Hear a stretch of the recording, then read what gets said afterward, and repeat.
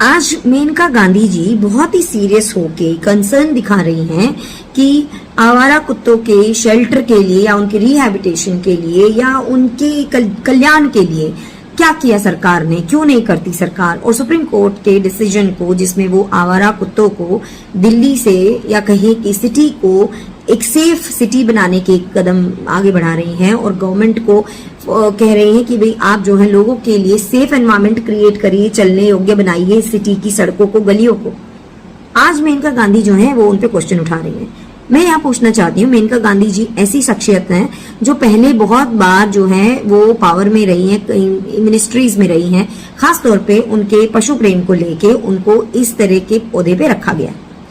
इतने टाइम तक वो खुद जब पावर में रही, जब वो पोस्ट पे रही, आज भी वो कोई कमजोर नहीं है। अपनी पावर को यूज करते हुए उन्होंने कितने शेल्टर बनाए, उन्होंने कितने पशुओं के कल्याण के लिए उन्होंने फ्यूचरिस्टिक प्लान कहा है। तो जो नेता खुद कुछ नहीं करते वो कैसे जल्दी, जब दूसरा कोई कर रहा होता है तो उस पर क्वेश्चन क्यों उठाते हैं। जब कोई खुद वित्त मंत्री होता है तब तक वो नीतियां सही होती है, जब कोई और वित्त मंत्री बनता है तो पिछला वित्त मंत्री अगले वित्त मंत्री को बकवास बताता है, उसकी नीतियों को खराब बताता है, जबकि इंट्रोड्यूस प्रीवियस वाले नहीं करी होती है। कुछ ऐसा ही हमारे नेताओं के बारे में भी है। ये प्रश्न मेरा हर एक उस नेता से है जो अपने कार्यकाल में तो काम करते नहीं है, फ्यूचरिस्टिक कोई पॉलिसीज नहीं बनाते। जब उनके पास पावर होती है, पैसा होता है, सब कुछ होता है, लेकिन जब दूसरा करने लग जाए तो प्रश्न उठा देते हैं कि ये ऐसे क्यों नहीं किया, वैसे क्यों नहीं किया। भाई जब आपके पास था आपने क्यों नहीं किया, आपने क्यों नहीं गाइडलाइन तैयार करी, आपने क्यों नहीं उसको इम्प्लीमेंट करवाया कि आज जो है जब आप पावर में थे तो आज हो सकता है आपके 5 साल का किया हुआ काम अगले 5 साल तक ये समस्या आने ही नहीं देता। तो इस तरीके से केवल लाइमलाइट में आने के लिए इस तरह की चीजें नहीं करनी चाहिए।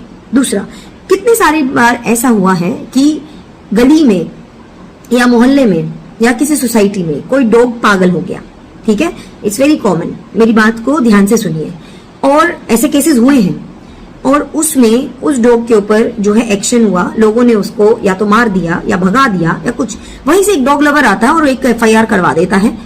उन लोगों ने उस डॉग का नेचर आइडेंटिफाई करके उसके ऊपर एक्शन लिया सोसाइटी में, और क्योंकि मेनका गांधी जी का उनको एश्योरेंस लगता है कि है, FIR करवाते हैं, और जिन लोगों ने लोगों की सेफ्टी के लिए उस पागल हुए जानवर को मार दिया वो जेल में चले जाते हैं, और मेनका गांधी जी का एश्योरेंस ये है कि जेल में डाल दो।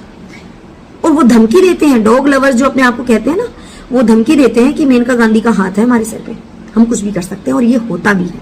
तो it's a very very serious concern.